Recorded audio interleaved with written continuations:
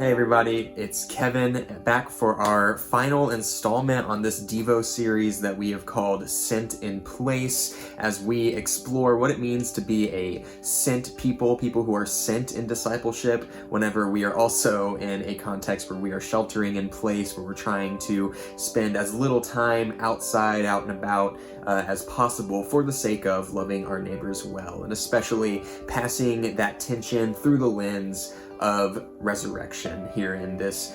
season right on the heels of Easter. If you haven't already, I would encourage you to visit Josh's video from Monday, where we spent some time in Lectio Divina over the ending of Jesus' Sermon on the Mount in Matthew chapter 7, when he ends with what has since become a beloved VBS song of the wise man and the foolish man who build their house on the rock or on the sand, respectively. I might be tempted to lead us in a verse or two of that beloved song, but I imagine that you probably know how it goes, and so I'll spare you having to sit through listening to me sing that song for us. But that is an illustration that has changed, at least for me, over time, and I think it paints an interesting and powerful vision of what it means to be sent, and really what God's expectations and invitation is to us as God sends us into the world, what God wants us to do with this gospel, with this good news, with this relationship that we've cultivated not only with God, but with our neighbors, with the world around us, with this world that God continues to love so well and so deeply. You know, one thing that has struck me about the ending of that sermon is that Jesus has spent that whole Sermon on the Mount, Matthew's chapter 5 through 7, really getting into some nitty-gritty stuff, really reframing some things for people, taking this law that they have known and lived their lives according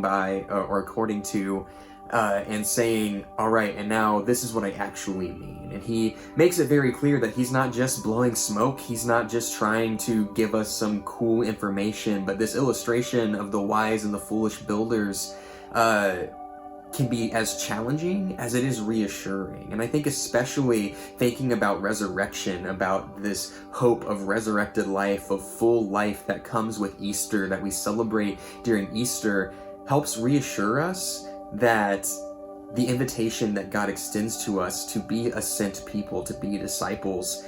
is one of new and full life that doesn't expect perfection of us. You know, for a long time, I simply thought that the foolish builder was anyone who wasn't a Christian, anyone who, was outside the church or didn't come to church, or who put their faith in things like money or popularity or whatever else, and that the wise builders were simply people who were Christian, who did come to church, who did do all the right things. But I think, especially as we're thinking about what it means to be sent in place, to be sent in maybe a non-traditional sense as we always think about it,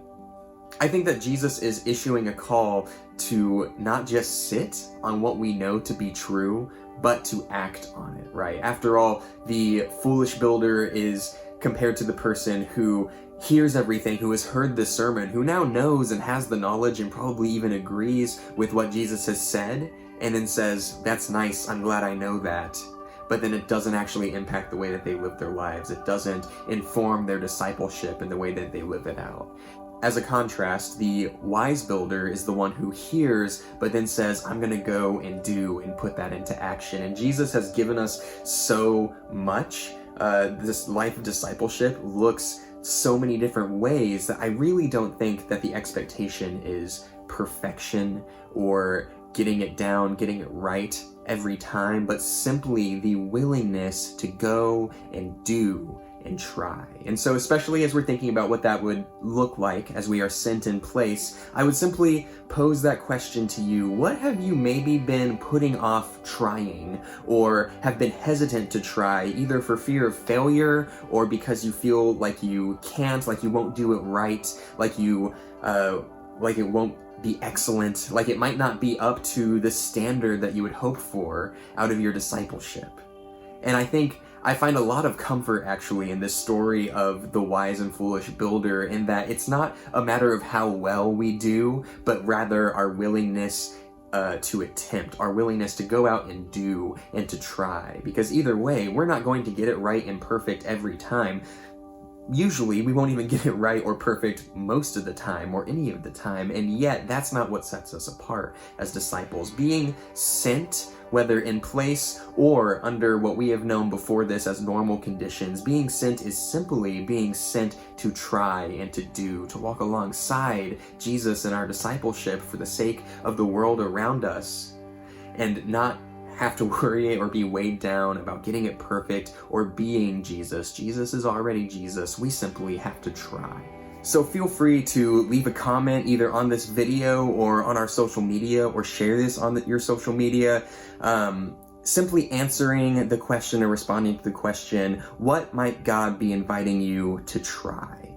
And also know that what might God be inviting you to fail at, to fall down? Because remember that the splat only comes in that song with the foolish builder who simply knows and sits and does nothing. And so we can't fear a splat as long as we are out there trying, because that is the foundation of wisdom. So feel free to share and comment with your thoughts on what you might try, how you might answer and respond to God's invitation. So that is the question and the challenge. As we are sent in place, we are people who are trying in place. So that could look like simply reaching out to someone who you haven't heard from recently, whether that is connecting through Zoom or video calls or over the telephone or simply a text, maybe a written note as well. Maybe that's reaching out to someone with a word of encouragement. Maybe that is taking the time to find and reinvigorate a gift that you feel that God has equipped you with, and finding a way to cultivate that gift and use it for God's glory or for the sake of your neighbor or your own family. Whatever that might look like for you, know that this gift and this invitation of being sent as disciples is very much an invitation to try, with the security and the reassurance that resurrection is our foundation, that resurrection hope is our bedrock, and it keeps us stable. It gives us the freedom and the ability to answer that invitation that God gives us to try and to do, and that is truly the heart of being sent. My friends, I miss you dearly. I hope to see you very soon. And in the meantime, I look forward to and cherish the opportunities to be sent in place alongside each and every one of you.